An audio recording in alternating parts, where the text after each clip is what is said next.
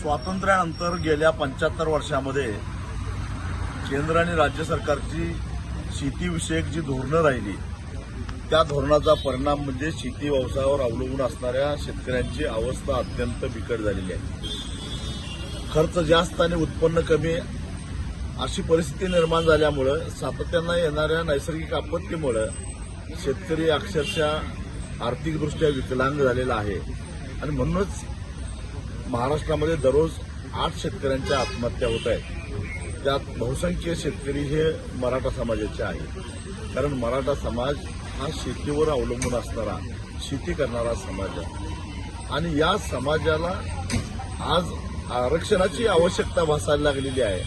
त्याचं एकमेव कारण म्हणजे हा समाज शेतीवर अवलंबून आहे आणि शेती सातत्यानं तोट्याची राहिलेली आहे. त्याला गेल्या 75 वर्षामध्ये केंद्रात आणि राज्यात आलेली वेगवेगळी सरकारं आणि त्यांची धोरणं जबाबदार आहेत आणि त्यामुळं तर सरकारच्या धोरणामुळेच एखादा समाज आर्थिक विपन्नावस्था असेल, आर्थिक दारिद्र्यात सापडला असेल तर त्या समाजाच्या मध्ये त्यांच्या तरुण पोरांना शिक्षण मिळावं, त्यांना नोकऱ्या मिळाव्यात म्हणून त्यांनी जर का राखीव जागांची मागणी केली, आरक्षणाची मागणी केली तर ते काय गैर नाही आहे.